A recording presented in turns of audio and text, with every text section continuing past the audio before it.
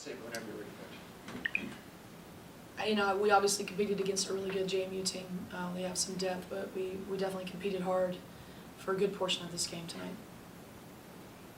Coach, as far as the transition from the first half to the second half, what was the biggest thing that you saw? We gave up some empty possessions there on our offensive end, and then we gave up some transition buckets just with a little bit of confusion there at times, which spread that lead that we couldn't chip away after that. And surviving a little bit of a momentum shift, even if it was caused by our own, we have to be able to bounce back with that. And I feel like we didn't do a good job doing that. Coach, what do you think the trouble was leaving Kirby Burkholder open sometimes in those 3-pointers? I was just miscommunication with some folks, just not an awareness, and you gave them the momentum shift, in their favor, by giving them uncontested looks in the corner. Coach, rebounding today, obviously they did a pretty good job at that. What can you say about the rebounding from the offense and the defense we brought? I thought the kids realized they know what a great rebound team JMU is, so even though it was pretty staggered at halftime too, we were down by 10 and we'd only had about 9 or 10 offensive boards, so they were 11, but that was their second chance points. They weren't scoring, so they were getting the rebound, but we were keeping them from scoring, and I think that was a little bit of the difference in the second half as well. We let Giggets get hot, and she's deadly around the block and finds a way. She just has a really good knack to score, and you have to front her. You can't play behind her, and we weren't doing that as well as we should. Last time when you guys played, they obviously didn't have Nikki Newman. Today that they did, what was the biggest difference between last season and this season with her on the floor? You might want to ask AO that question. Well, for Annie and I, because we played against her before her injury, so we knew the kind of presence that she has in the court, so we just tried to pass down that knowledge to the young players. Honestly, it was just lack of communication in certain plays, like Coach said, and I wouldn't say that we just made certain mistakes at key points in the game. So,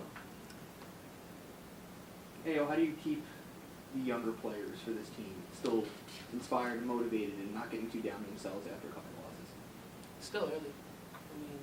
Regardless of the losses that we've had, but we just have to learn from each game and do better the next one. We can't dwell on the past, so we just have to keep fighting, keep going forward. And the fact that they're still so eager to learn and everything, they're young, we can mold their minds and help them to learn from their mistakes early, and that'll help us down the road. 11 games left on the conference going forward, I believe. What's the biggest game plan as far as switching things? Because, like you mentioned, a couple of losses early on. What's the biggest thing you want to switch going forward? Yeah, we talked about that briefly a little bit after the game. It's like you can't, you really just can't keep doing the same thing and get different results. So we have to, things that we have to mentally do better, what the players have to do better, which obviously keep their fight.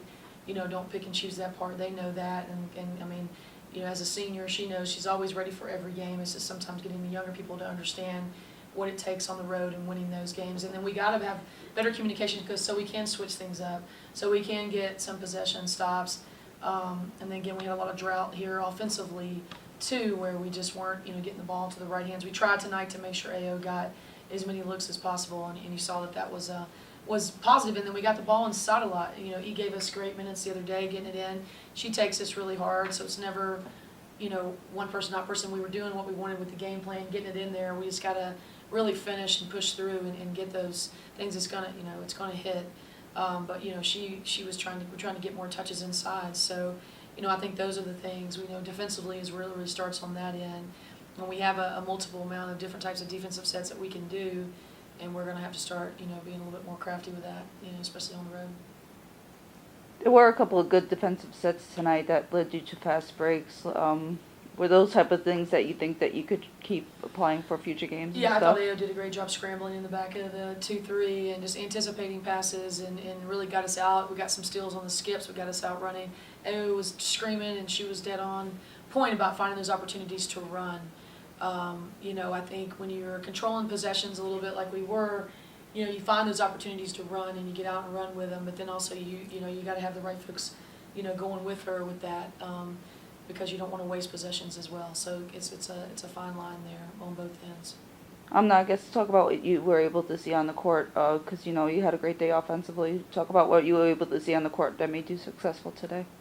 Well, last game I didn't get a chance to really hard on my offensive game. So I just tried to focus and make sure that everything we practiced, the past couple of days of practice, Coach was making sure that she hit us on our shots and everything, and we were practicing finishing with hits to the body because we knew it was going to be a scrappy type of game. So I just tried to focus on that and